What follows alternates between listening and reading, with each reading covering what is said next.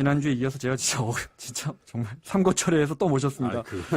자, 대한금융경제연구소장 김동환 소장과 함께 부자가 되는 법 세 번째 시간 갖겠습니다. 어서 오세요. 예, 안녕하세요. 네, 집을 사듯이 주식을 사고 예금을 하라. 이 주제로 오늘 이야기. 첫 번째 시간에는 경제를 보는 관점. 예. 그다음에 두 번째 시간에 경기에 맞게끔 자산을 배분하라. 예. 포트폴리오죠. 그렇죠. 네. 예. 이야기해 주셨고 오늘 주제는 집을 사듯이 주식을 사고 예금을 하라. 예. 이겁니다.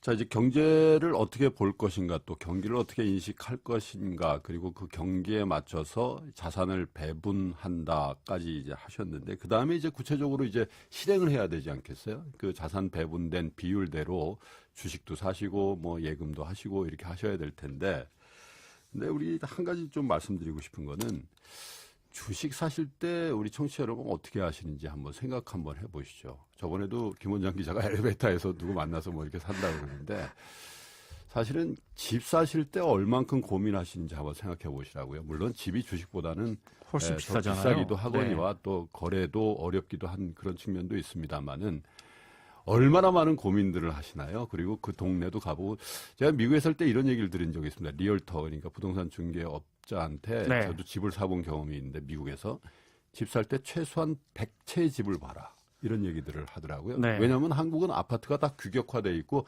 어느 지역에 어느 아파트 몇 평을 하면 똑같잖아요. 네, 심지어 602호 매물로 나왔는데 세입자가 잘 안 보여주면 안 보고도 사죠. 802호 가서 안 보고도 보잖아요. 사요, 사실은. 네. 네. 그런데 그게 너무 습관화되어 있는 것 같아요. 우리 재테크 하는 분들의 입장에서 보면. 왜 미국은 다 이제 그 단독주택으로 돼 있고 단독주택도 동네마다 다 다르다 보니까 정말 100채를 봐야 된다는 얘기가 실감을 하는데 네.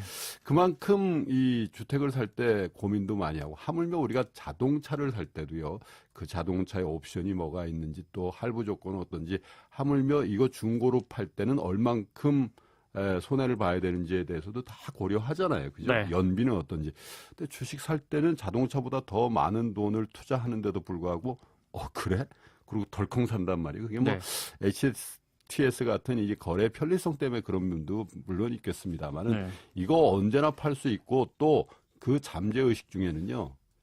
내가 손해볼 수도 있지라는 그런 생각을 좀 하는 것 같아요. 주식 살 때 미리. 네, 네. 그런데요. 사실 살아있는 뭐 투자 현인이라는 얘기를 하죠. 네. 오마이 현인이라는 얘기를 듣는 워런 버핏이 이런 얘기를 해요. 나의 투자의 제1원칙은 절대 돈을 잃지 않는 것이다. 네. 제2원칙은 뭔지 아십니까?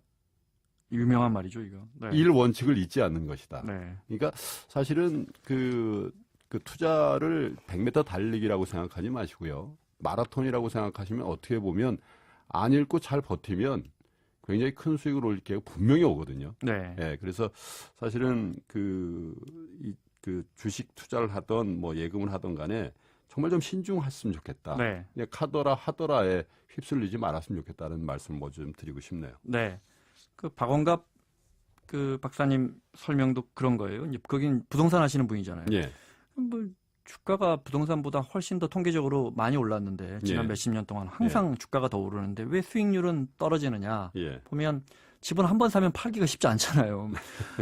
갖고 있는 다 사이에 계속 오르는데 예. 주식은 정말 많이 사고 판단 말이죠. 예. 그러면서 돈을 벌 기회를 잃는 거 아니냐 그렇게 설명하시더라고요. 거래 비용도 상당히 그 함정이에요. 뭐냐면 집 사고 팔 때는 당장 걸림돌이 되는 게 부동산 중개 수수료도 꽤 나가는 것 같고 네. 또 취득세, 등록세도 꽤 많이 나가는 것 같은데 주식 거래는 부담 없다고 생각하시거든요. 그렇지 않습니다. 주식 한번 팔 때마다 0.3%씩 세금 내야 되죠.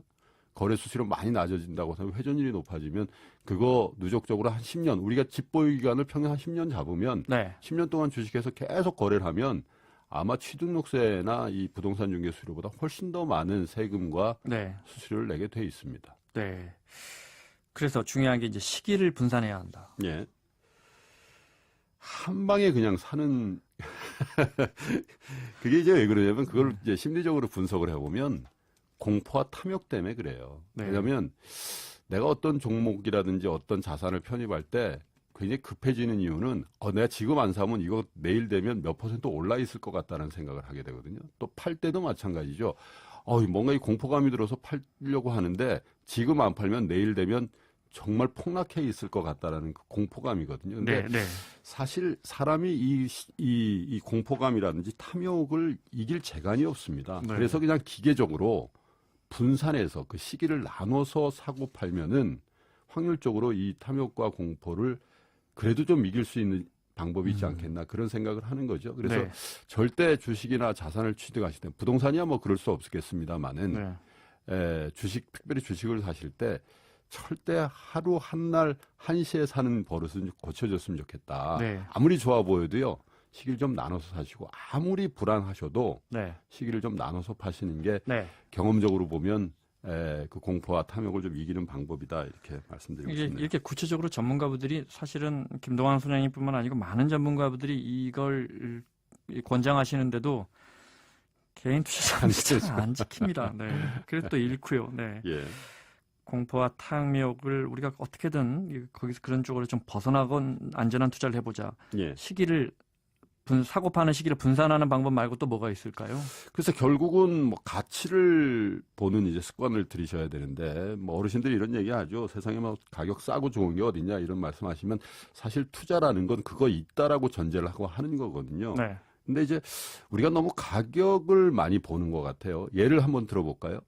삼성전자가 작년에 얼마나 많이 올랐습니까? 그리고 네, 네. 반도체 업황이 좋으니까 SK 하이닉스가 얼마나 가격이 많이 올랐습니까? 그런데요, 가격은 뭐 2배, 3배씩 올랐는데 그 주식들의 가치는 더 싸졌다라는 얘기를 한단 말이에요. 네. 최근에도 그런 얘기가 나오죠. 네, 네.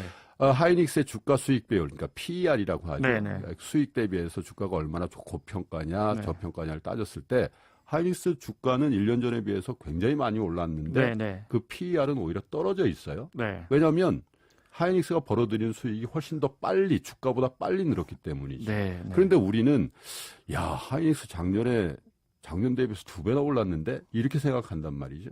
사실은 그건 가격에 함몰되어 있는 생각입니다. 사실은 주식 투자를 하거나 어떤 자산을 투자하실 때도 그냥 표면에 드러나 있는 가격 이면에 있는 그 회사의 가치를 보려는 노력을 좀 하셔야 된다. 네. 사실 어려운 얘기인데 그거 좀 습관화 안 하시면 네. 계속해서 비싼 가격에 사시고 싼 가격에 팔게 되는 그런 오류에 머물게 되죠. 아니, 그러니까 언제 이거 나눠 팔고, 나눠 사고, 나눠 팔고, 또 PER까지 확인하고, 영업이익률 언제 확인하고, 이렇게 생각하실 것 같은데, 그러니까 이런 거 안 하시려면 투자를 그렇게 너무 쉽게 생각하시는 거죠. 우리 예. 주식 투자하시는 분들이 뭘 그런 걸 보고 사, 뭐 이렇게. 그래서 또 손실을 보고. 우린 진짜 너무 쉽게 주식을 사고 팔아요. 제일 심한 것 같아요, 우리나라가. 네, 네. 그게 이제 워낙 온라인 모바일이 발전되어 있는 나라기도 하지만은 네.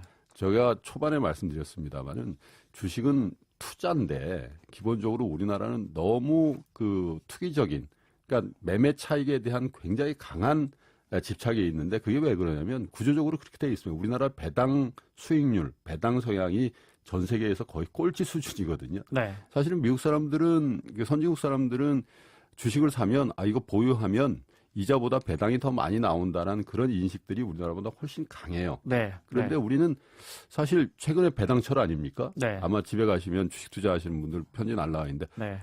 배당을 주네 그러지만 사실 그 배당을 위해서 우리가 투자한다고 할 수도 있는데 네. 의외로 배당을 주네 이런 생각을 하시는 분이 많단 말이죠. 그러니까 어느 전문가분이 그렇게 설명하시더라고요. 너무 공감이 됐는데, 좋은 회사를 고른 다음에 내가 경영하는 거 아니고, 그 좋은 회사라는 게 좋은 경영진, 예. 네, 좋은 기획력을 가지고 좋은 제품이나 서비스를 만드는 걸 보고, 돈을 버는 걸 보고 저는 그 회사의 주식을 일부 사는 거고, 예. 그 회사가 실제 돈을 벌면, 저희한테 투자해 주셨으니까, 다만 얼마라도 투자해 주셨으니까 그 갖고 있는 주식수만큼 저희가 1년에 한 번씩 보답하겠습니다. 이게 배당이잖아요. 예. 그래서 그걸로 이제 돈을 버는 게 주식 투자인데, 그러니까 내가 돈 버는 게 아니고 그 회사가 돈 벌어서 나한테 주는 게 주식 투자인데, 우리는 주식 사서 내가 돈 벌려고 하는 거예요. 빨리 올라라. 사놓고 오후에 또 한 번 더 보고, 아침에 일어나면 제일 먼저 또 주가 보고. 이거 보는 것까지는 뭐라고 할 수 없죠. 근데 네. 관심을 가져야 되는데 네. 지금 말씀하신 김원장 기자의 투자 개념이 뭐냐면 동업의 개념이거든요. 네.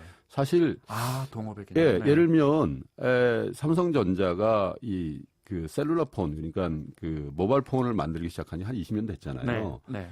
그때 그런 생각도 다 했죠. 야, 이거 대박인데? 이런 생각 하시는데, 그러면 돈이 없어도 그 사업 하실 수 있는 방법은 삼성전자 주식 사는 거거든요. 삼성전자가 핸드폰 사업을 시작하는데 내가 이건희 씨라도, 이건희 회장이라도 이 사업 하고 싶다는 생각이 들면 삼성전자 주식 사는 거란 말이에요. 네. 네. 그렇죠? 네. 그러면 삼성전자의 이건희 회장이라든지 그 경영진이 그 핸드폰을 많이 팔아가지고 이익이 나면 우리한테 배당을 많이 줄 거라는 그런 믿음이 있으면 장기 투자할 수 있잖아요. 네. 근데 제가 말씀드렸듯이 삼성전자 20만 원에 샀는데 이게 25만 원 냈는데 우린 가격밖에 안 봐요. 그렇죠. 네. 떨어지면 또 떨어져서 오르면 올라서 8106님이 분할 매도 중요하다고 생각이 들고요. 주식 배우면 배울수록 생각이 많아져서 쉽게 사고 팔지 못합니다. 정말 공부하면 된다는 얘기네요. 네, 네. 그만큼 또 신중하게 해야 하고 쉽지 않다는 걸 말씀하시는 거예요. 네. 우리는 너무 쉽게 주식을 사고 판다. 오랫동안 실제 주식을 운영해 오셨고 예. 지금 연구소를 운영하고 계시니까 늘 새기고 있는 투자 철학이 있으시다면요. 글쎄 이게 어떻게 다 보니까 재테크 강의가 됐는데요. 아니 정말 예, 저희가 중요하죠. 정말 너무 원하는 부분입니다. 네, 너무 궁금한 부분입니다. 근데 이 조심스러운 부분인데 저는 항상 새기고 있는 투자 철학이랄까 뭐 이 격언이랄까 이게 뭐냐면 그 투자가 성공하면 크게 벌고요. 네. 실패해도 손해는 제한적인, 손해는 조금만 보는 투자를 좀 찾아보고 싶다 이런 생각을 항상 하거든요. 아니 그거야 누구나 그 생각은 하는데. 근데 예를 하나 제가 들어볼게요. 네. 제가 이 투자에 관련된 철학을 갖게 된 뭐 책에서 이제 본 얘기인데 네. 미국에서 생활하다 보면 이제 여행하다 보면 그 고속도로변에 모텔들이 많이 있어요. 네, 네. 근데 모텔들에 들어가 보면 대부분 여러분 그런 경험이 있으시면 거기에 그 주인들은 인도 사람들입니다.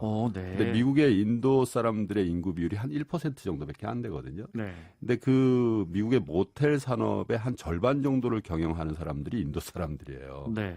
근데 그 인도 사람들 중에도 인도의 구자라트라는 지방 출신들이 대부분이에요. 네. 예, 그리고 그 지방 사람들 중에서도 성이 파텔이라는 성을 가진 사람들이 대부분이라고. 네. 그 왜 그러냐면 알 것 같아요. 이제. 1970년대에 이 사람들이 미국으로 이민을 왔는데 인도 사람들 가족이 많잖아요. 근데 제한된 돈 자본금 가지고 뭘 할까 고민을 해본 거죠. 그런데 그때 1970년대가 미국에 오일 쇼크 같은 게 와가지고 굉장히 불황이었거든요. 모텔 장사가 안 되는 거죠. 기름값이 비싸면 모텔이 잘 안 될 거 아니겠어요. 네.